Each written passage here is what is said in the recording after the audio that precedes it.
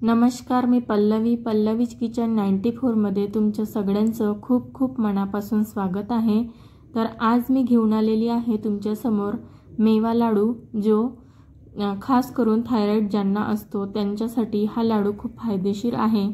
हा लाडू रोज एक लाडू खाल्ला तरी आपला जो थायरॉइड आहे तो कमी होण्यास मदत होते आणि सोबतच वजन पण कमी होण्यास मदत होते आणि आपल्या शरीरात जे काही प्रॉब्लेम्स राहतात ते प्रॉब्लेम्स दूर करण्यात हे लाडू खूप फायदेशीर आहे। रेसिपी बघण्याआधी माझ्या चॅनलवर नवीन असाल तर प्लीज माझ्या चॅनलला सबस्क्राइब करा आणि जास्तीत जास्त लोकांपर्यंत शेअर करा आणि बेल आयकॉनची बटन दाबायला विसरू नका। चला तर मग आता रेसिपीला सुरुवात करूया। सर्वात आधी आपण साहित्य बघून घेऊया। अर्धी वाटी मी टरबूजाच्या बिया घेतलेल्या आहे, अर्धी वाटी मी खारकेचा पावडर घेतलेला आहे, अर्धी वाटी डिंक घेतलेला आहे, अर्धी वाटी भोपळ्याच्या बिया घेतलेल्या आहे, अर्धी वाटी सूर्यफुलाच्या बिया आहे, एक वाटी गूळ घेतलेला आहे कापून आणि एक वाटी मी गव्हाचे पीठ घेतलेलं आहे आणि एक वाटी मी नारळाचा कीस घेतलेला आहे, सुक्या नारळाचा। तर आता आपण सर्वात आधी कढई ठेवून घेऊया। इथे गॅसवरती तापलेली आहे कढई। तर आता इथे आपण मगज बी, भोपळ्याच्या बिया आणि सूर्यफुलाच्या बिया ह्या एकत्र आपण भाजून घेऊया।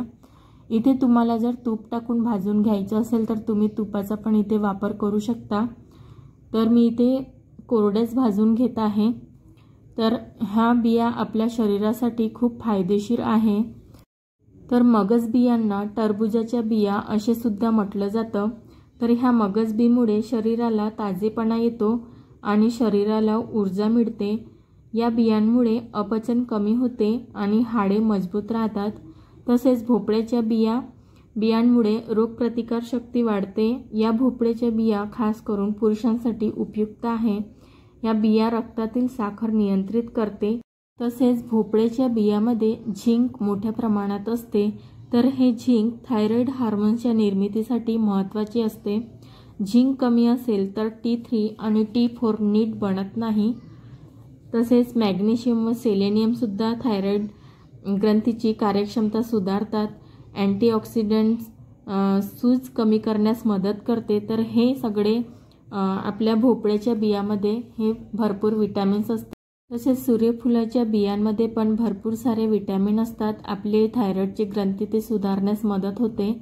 तर बघू शकता तुम्ही इथे आपले पूर्ण जे बी आहे ते पूर्ण भाजून झालेले आहेत। आता आपण एका ताटीमध्ये काढलेले आहे आणि इथे मी अर्धा चम्मच साजूक तूप घेतलेला आहे। तर ह्या तुपामध्ये आपण आता डिंक भाजून घेऊया। तर मी इथे अर्धी वाटी डिंक घेतलेला आहे। तुम्हाला जर जास्त लाडू बनवायचे असेल तर तुम्ही डिंकाचं प्रमाण जास्त घेऊ शकता। मी इथे अर्धी वाटी घेतला आहे, तर तुम्ही एक वाटी असं प्रमाण घेऊ शकता। तर ह्या डिंकामध्ये पण भरपूर सारे विटॅमिन असतात। डिंक शरीरातील कमजोरी कमी करण्यास मदत होते, आपल्या शरीरातील ताकद वाढवतो। खास करून प्रसूतीनंतर स्त्रियांना लाडवामधून डिंक दिल्या जाते। या डिंकामुळे हाडे आणि सांधे मजबूत होतात। जे खूप मेहनती लोक असतात त्यांना हे डिंकाचे सेवन करावं, म्हणजे पूर्ण जो दिवसभराचा थकवा असतो तो निघून जातो। तर तुम्ही इथे बघू शकता पूर्ण आपले डिंक असे साबुदाण्यासारखे फुललेले आहे। खूप मोठी गॅस करायची नाही, कमी गॅसवरतीच हे डिंक भाजून घ्यायचे। मी इथे आता एका वाटीमध्ये काढून घेतले। तर अर्ध्या वाटीचे एक वाटी पूर्ण झालेले आहे। तर आता इथे मी खारकेचा पावडर हलकसं असं भाजून घेणार आहे, अर्धा मिनिट। याला जास्त भाजायचं नाही, हलकसं कमी गॅसवर असं भाजून घ्यायचं। तर इथे ना कढई थोडीशी जास्त गरम झालेली होती, त्यामुळे हलकसं करपलं आहे।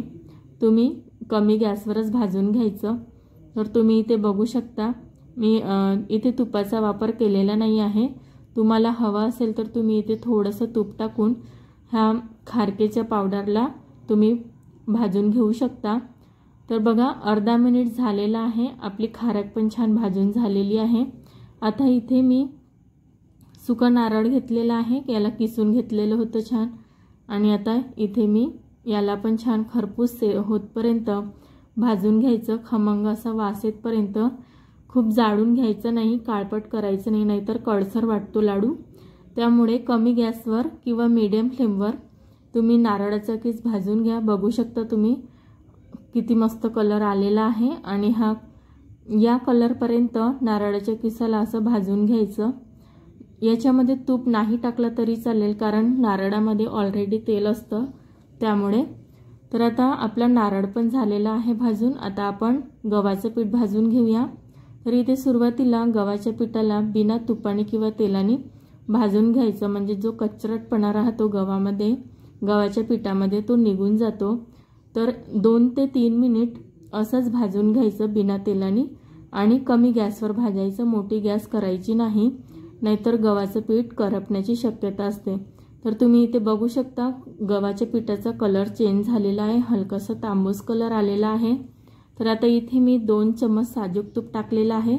तुपाला मी थोडंसं वितळून घेतलेलं होतं। तर आता हे तूप इथे टाकून छान असं मिक्स करून घ्यायचं गव्हाच्या पिठामध्ये आणि सतत असं चम्मचनी ढवळत राहायचं। मी पुन्हा इथे 4 चम्मच तूप टाकत आहे। एका वेळेस टाकायचं नाही, अगदी लागतं थोडं थोडं तूप टाकायचं आणि छान असं खरपूस असं भाजून घ्यायचं गव्हाच्या पिठाला। तर अशा पद्धतीने भाजून घ्यायचं, खूप मोठी गॅस करायची नाही, मीडियम टू लो फ्लेमवर हे पीठ भाजून घ्यायचं, म्हणजे करपणार नाही पीठ। तर अशा पद्धतीने भाजायचं। बघू शकता तुम्ही कलर पण चेंज झालेला आहे गव्हाच्या पिठाचा। तर आता इथे आपल्या गव्हाचं पीठ भाजून झालेलं आहे छान। गव्हाच्या पिठामुळे लाडवाला छान बाइंडिंग येते, छान वळला जातो लाडू, म्हणून मी इथे थोडंसं गव्हाचं पीठ घेतलेलं आहे। तुम्ही नाही घेतलं किंवा स्किप केलं तरी चालेल। तर बघा हे आपले सगळे साहित्य भाजून झालेले आहे। तर सर्वात आधी मी हे डिंक मिक्सरमधून बारीक करून घेत आहे, म्हणजे छान असा पावडर करून घ्यायचा मिक्सरमधून। खूप जाडं ठेवायचं नाही, अगदी बारीक फाईन करायचं, म्हणजे तो एकदम असा चिकट वाटणार नाही किंवा दाताला चिकटतो, खूप जास्त ठोकळ राहिला तर, दरदर राहिला तर अशा पद्धतीने पावडर करून घ्यायचा डिंकाचा। आता आपण ह्या जे मगज बी, भोपळ्याच्या बिया, सूर्यफुलाच्या बिया, ह्या सगळ्यांचे बारीक पावडर करून घेऊया। तुम्हाला जर अख्ख्या ठेवायच्या असेल किंवा दरदऱ्या ठेवायच्या असेल तर तुम्ही तुमच्या इच्छेनुसार पावडर करू शकता किंवा अख्ख्या पण वापरल्या लाडवामध्ये तरी चालेल। तर बघा मी इथे पूर्ण पावडर करून घेतलेली आहे, कारण माझ्या घरी पूर्ण पावडर करूनच लाडू आवडतात, त्यामुळे मी बारीक करून घेतलेलं आहे। आता इथे मी गव्हाचं पीठ टाकत आहे थोडंसं, जे आपण गूळ घेतलेलं होतं त्याचा मी पाक केलेला नाही आहे। तर त्या गुळाला मी ह्या गव्हाच्या पिठामध्येच मिक्स करणार आहे, मिक्सरमधून काढून घेणार आहे, त्यामुळे मी पाक केलेला नाही। तुम्हाला हवा असेल तर तुम्ही पाक करू शकता, मी इथे पाक नाही केलेला आहे। तर ह्या गव्हाच्या पिठासोबत आपण गुळाला पण छान असं मिक्स करून घेऊया, मिक्सरमधून बारीक करून घेऊया। तर इथे तुम्ही बघू शकता पूर्ण बारीक झालेला आहे गूळ। आता दुसरी बेस थोडंसं उरलेलं होतं गूळ, ते पण मी इथे बारीक करून घेतलेलं आहे आणि त्याला पण मी आपले जे बिया होत्या त्या पावडरमध्ये मिक्स करून बारीक करून घेतलेलं होतं। तर त्याला पण आपण आता एका ताटीमध्ये काढून छान व्यवस्थित मिक्स करून घेऊया सगळे हे जिन्नस। तर मला ह्या ताटामध्ये बरोबर मिक्स करता आले नाही, म्हणून मी एक वाटं घेतलं आणि वाट्यामध्ये आता हे काढून घेतलेलं आहे आणि याच्यामध्ये आता पूर्ण हे जे जिन्नस आहे ते मिक्स करून घेऊया। तुम्हाला जर याच्यामध्ये आणखी काही टाकायचं असेल, ड्रायफ्रूट टाकायचे असेल किंवा तुमच्याकडे जे कोणते काही जिन्नस असेल तुम्हाला टाकायचे असेल तर ते तुम्ही या लाडवामध्ये टाकू शकता। तर बघू शकता इथे असा हाताने असं प्रेस करायचं, थोडंसं लाडू वळतो काय म्हणून। तर तुम्ही इथे बघू शकता लाडू आरामात वळत आहे। तर आता आपण लाडू वळायला घेऊया। तर तुम्ही इथे बघू शकता आपला लाडू असा सहज बनत आहे। तर मी इथे तुम्हाला लाडू वळून दाखवत आहे, आपला एक लाडू झालेला आहे। तर अशा पद्धतीने हे लाडू बनवायचे, जास्त वेळ लागत नाही लाडू बनवायला आणि हे लाडू ना लहान मुलांपासून तर मोठ्यांपर्यंत आवडीने खातात। तर तुम्ही बघू शकता लाडू किती छान झालेला आहे आणि आकार पण बघू शकता। तर हे लाडू वळायला ना जास्त वेळ लागत नाही, अगदी कमीत कमी वेळामध्ये हे लाडू वळून होतात। तर इथे मी तुम्हाला एक लाडू वळून दाखवलेला आहे। आता आपण दुसरा पण लाडू वळून घेऊया। तर बघू शकता तुम्ही अशा पद्धतीने मी पूर्ण लाडू वळून घेतलेले आहे। तर मी सुरुवातीला लाडू वळले तेव्हा लाडू वळत होते, पण जसे जसे हवा लागत होती तसं तसं ते जे पीठ आहे ते कोरडं पडत गेलं होतं। त्यामुळे ना मी थोडासा गुळाचा पाक केला आणि याच्यामध्ये टाकला होता आणि मग नंतर मी लाडू वळून घेतले। तर तुम्हाला जर लाडू वळायला असा म्हणजे असे प्रॉब्लेम येत असेल तर तुम्ही गुळाचा पाक करूनच तुम्ही लाडू वळायला घ्या।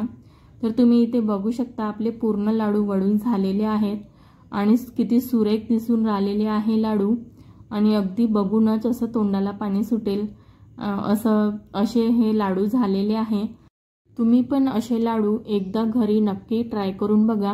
लहान मुलांपासून तर मोठ्यांपर्यंत नक्की आवडीने खाणार अशी मी तुम्हाला गॅरंटी देते आणि आपल्या शरीरासाठी तर खूपच छान आहे।